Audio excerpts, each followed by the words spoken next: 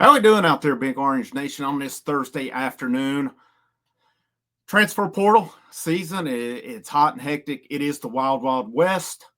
What's going on is a lot of the questions out there. What's going on with Mike Matthews? What's going on with Tennessee trying to get targets in the fold? I'm going to attempt to address, what I've read out here and see what we make sense of it. So we'll talk Matthews. We'll talk a couple portal targets. We'll talk Tim Banks as well, as there's rumors out there with Tim Banks, and we're going to try to make sense out of those also. Make sure you hit that like, that share, that subscribe. We are about 9 away from 2,700. Killer year last year. Let's get this thing to 3,000 by January, into January, if not more. That would be pretty awesome on it as well. I'll update you on some things possibly in the works here at the end, but let's get right into this thing. Mike Matthews, Josh Newberg of On3 posted, this is the longest 48 hours ever. There's never been a truer statement, I don't think. Mike Matthews has apparently watched his training video, according to Austin Price, volquest.com. This comes down to holiday when the university can put it in. I don't know. The way it looks, Austin Price did post something a little bit earlier that this could go into tomorrow. Here's what I'm taking out of it. The fact that it keeps going and we have not heard of Mike Matthews return to Tennessee. I would expect that Mike Matthews will not be a Vol next year. I think once he goes in, he's gone. It's pretty rare. It happens that guys will go in and pull their names out. Tennessee's had Tyler Barron do it 2 years ago. They had Jason Jenkins do it last year, or at least they were going to enter the portal and they didn't. To me, Mike Matthews is gone. I don't know the reason with it. I would think Tennessee's paying him NIL. I would think he's got a real good shot to be wide receiver number 1 next year, but he's got to make the decision that he needs to make. He and his family do.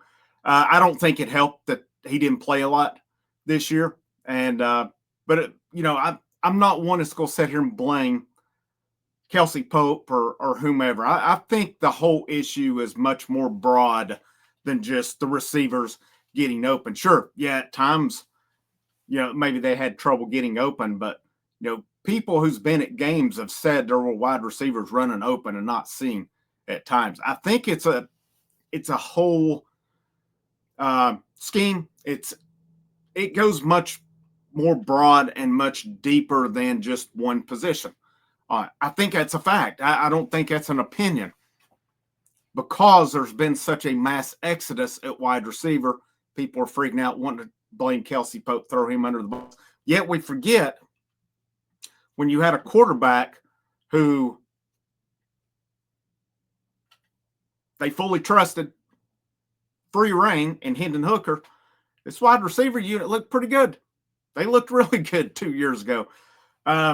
We saw it last year. There were wide receivers running open numerous times. Maybe they weren't found or hit. And I'm talking last year, 2023, 2024, going up to the Citrus Bowl where Tennessee beat Iowa. This year it said wide receivers running open. Kelsey Pope, Georgia wanted him last year. He was considered, I think it was On3. It was what did their wide receiver coach rankings. He ranked as the 3rd best wide receiver coach in the country. I don't think he all of a sudden got bad in a year. I think it goes much deeper than that. You're free to think what you want. You're free to disagree with me. If you want to fire them all, then fire them all. I don't care on it. I don't. I'm in prove it mode with it. Don't get me wrong on that, but I'm going to make a crazy statement here. And y'all are either going to come back and tell me that, Frank, you're right, you called it, or Frank, you're full of shit. It's going to be one of two here. This Tennessee wide receiver unit will be better next year. And I say that with 2 wide receivers on campus currently, 3 more coming in. This wide receiver unit will be better next year than it's been the last 2 years. January 2nd, 2025, 4:13 p.m. Eastern time, Frank Rock's putting it on the line with it. this wide receiver unit will be better next year. I'm not taking anything away from the guys this year. I don't necessarily think it's all on them, but I'm saying that this wide receiver unit coming in next year with Braylon Staley, with Chris Brazzell, with Travis Smith Jr., with Redarius Jackson. I always forget the third guy of the signing class, but, and I apologize on that one. Those, your 2 returners, your 3 freshmen, they're going to add more, and we're going to talk about some targets here in just a moment with it. Mike Matthews, I would just go ahead, unless we get some surprise news, I'm saying Mike Matthews is gone at this point. I think he would have been back in the fold already. Yeah, it stinks, but you know what? You move on. You move on with it. It's like Rick Barnes said after they had 4 guys hit the portal. Zakai Ziegler, Jemai Meshack come to him. They said, if they don't want to be here, we don't need them. All right. Yeah, you want your talent here. Don't get me wrong on that. But it's really next man up. This is an opportunity for these guys coming in. It's an opportunity for the guys who are coming back next year. It's a big time opportunity for them as well. I'm pretty happy with, like, Joakim Dotson is the third one here. 4-star on 300th nationally, 3-star in the other ones. But I'm excited about the potential of Travis Smith Jr. I'm excited about the potential of Redarius Jackson. Bray Staley looked good against Ohio State. Chris Brazzell's got potential. It's just putting it all together. Boo Carter is going to play some wide receiver next year, and hopefully it's just not some gimmick or anything. Let's get the ball, give him a chance to make plays. And I would look for possibly Ethan Davis and or Deshaun Brain to slide out some as well, maybe into the slot or something. They have the size, the athleticism to be able to do that. So I get the freak out. I get it. But other than Mike Matthews, I still maintain this wide receiver unit has not lost anyone to the portal that is irreplaceable. And speaking of that, I saw where Squirrel White, supposedly moving closer to home, was visiting Florida State this week. It's a little further away, Squirrel. So that's not the case, but you got to do what you got to do. We saw it with the defensive back room last year on it. Couple targets. Did see today that the Branch brothers are visiting Miami right now. That will be their 3rd visit. They visited Georgia. They visited Arizona State. Now you got Miami in the fold here as well. And it still said Tennessee's working hard to try to get a visit, as is Texas from them as well. Hopefully Tennessee can get them to campus. If this gets into a bidding war, I don't know how it goes. And I think with Miami in the equation, there's a chance of that happening. Miami seems to have the money to throw around out here. And then the other target I've seen that I think they're setting up the visit, I'm not for sure that it's finalized, is Malik Benson from Florida State. He started off JUCO. He went to Alabama. If I'm not mistaken, Tennessee was in on him when he went to Alabama. Could be wrong, but I'm thinking he was.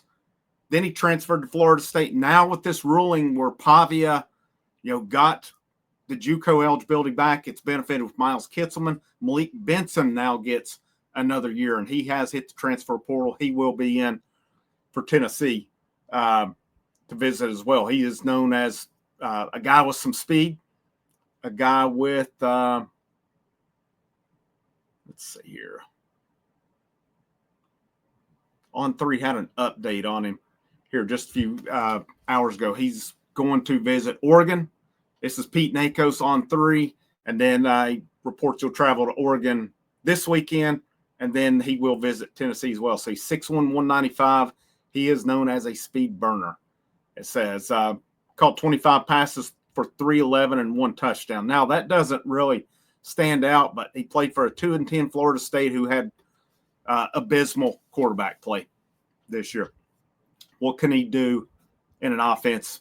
Well, in an offense we're questioning, like Tennessee. What could he do in a 22 offense of Tennessee? But I got to think Josh Heupel and this staff goes to the board. Landry Jones just got named as an offensive analyst on the squad, played, 7 years in the NFL, played for Heupel at Oklahoma, put up some big numbers during then. Can he bring anything to the equation as well?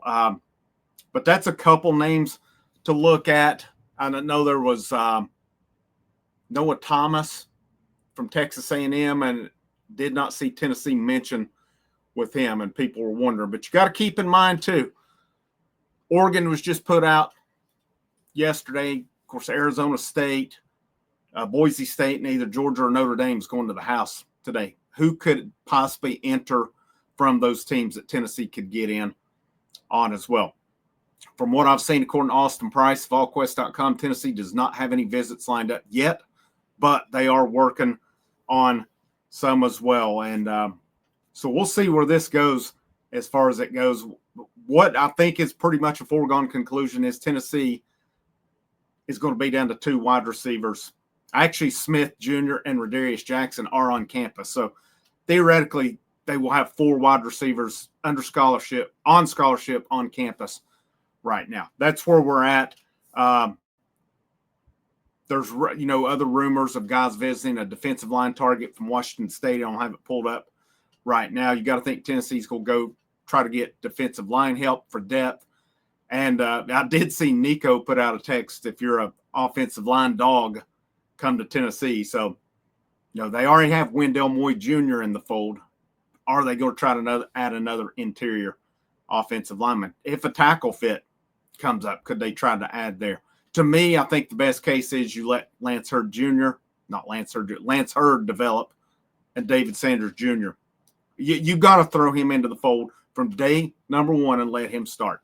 Okay, if you don't play David Sanders Jr., you don't play Travis Smith Jr. this year, you don't play Rodarius Jackson and some of these young guys, you might as well just forget getting these 5 stars moving forward. Because to me, part of the reason Mike Matthews is going is lack of playing time this year. I wasn't there.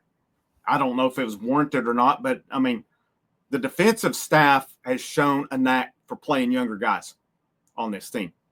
The offensive staff has not. And that's a proven fact right now, because not a single high school recruit under Glenn Ellerby has made a difference. Not a single wide receiver recruit under Kelsey Pope has made a difference. You take with that what you will. Basically, it's time to start playing some younger guys and letting them develop a bit more. Defensive side, that side has been, like I said, more at Rodney Garner's played young guys on the defensive line. We saw Boo Carter was put in this year, and his role increased as well. The shame with Boo Carter is it took 8 games for him to be the punt returner. He should have been the punt returner from game 1. I don't know if that's a Heupel call or a Mike Eckler call, but somebody needs to answer for that one, because it cost him the Arkansas game. It cost them the Arkansas game. We can sit here and go on about that all day long. That was a vital part of that Arkansas game. The special teams in general cost them that game. With as bad as they played, if they took care of business on special teams, they would have won that football game. But and then Tim Banks has been mentioned on the Miami defensive coordinator hot board, and now there's rumors about Clemson. Here's the thing, though. Clemson has not fired their defensive coordinator. Maybe it's imminent that it's going to happen, but as of yet, they have not. And so would Tim Banks fit at Clemson? Is it, too, with Tim Banks' contract coming up the end of next month, is this his agent is floating his name to get him more money next month? If I'm Tennessee, I'm trying to hold on to Tim Banks. The best case for me with it, you get Tim Banks in the fold for another year. His defense does what it's done every year and improve. And then next year, Tim Banks gets that head coaching job. That's the best case that could happen here. And I know some maybe say, well, the game plan against the big teams. Well, how did Oregon's game plan look last night against Ohio State? Tell me how much better that was. I think that might have listen, I get it. I agree. It's got to be better. It's got to be more aggressive in those games. But, sometimes you get burned on aggressive. We saw it yesterday with Texas, Arizona State. Arizona State had Texas, 4th and long? And they brought the house. I didn't mind it. Here's the thing, though. All Texas guys, their linemen, running backs, whomever was back. They picked up every single dude blitzing, picked every one of them up, gave Ewers enough time, and the dude got open for the touchdown that tied the game. So, yes, I agree. I'm for blitzing, but you also, you can, if you get picked up, like we saw yesterday, it can burn you in the end. But I still maintain, I think you got to be really careful. I know there's people want Banks gone. Who are you going to get? I'll just mention two names. Bob Shoop, Sal Sinceri. Bob Shoop. People want John Jancet gone. You got Bob Shoop. Everybody's thrilled about it. Yeah, that was awesome. That was really fantastic. Worst defenses, that and the Sal Sinceri D's. People didn't want Kevin Steele because Clemson gave up, 67 to West Virginia in a bowl game? The Orange Bowl, I think it was. Or Kevin Steele would have been Tennessee's defensive coordinator under Derek Dooley. Nope, let's go get Sal Sinceri. Well, how did that one work out for Tennessee? In a year where they had a really good offense, but the defense was that bad. I'm just telling you guys, be really careful what you're wishing for, especially when you want guys gone who did just win 10 games in year 4 when the program was depleted and made the playoffs. I'm not taking up for them. I'm not taking up for some of these game plans and stuff, but especially at defensive side of the ball, we have literally seen improvement every single year from it. It's up to that offensive staff to catch back up to the defense now. And we'll see how that is moving forward. That's just some updates. Let me know what your thoughts are. Let me know how you're feeling. Still with it pretty much a foregone conclusion Matthews is going in. You can tell me I'm right on the wide receivers. You can tell me already, I'm full of it. I don't care either way on it. This is Frank. This is the House of Orange. I will be live tonight right after the Lady Vols Texas A&M game. Hope you'll join in on that as Lady Vols do start SEC play. I am working on something, possible live stream tomorrow night or possibly Monday night. We'll see where it goes. I've reached out to somebody to come on, and we'll see how it works out. I'm still waiting to hear back on that one. But have a great rest of your Thursday. This is Frank, House of Orange. It's always a great day to wear the orange.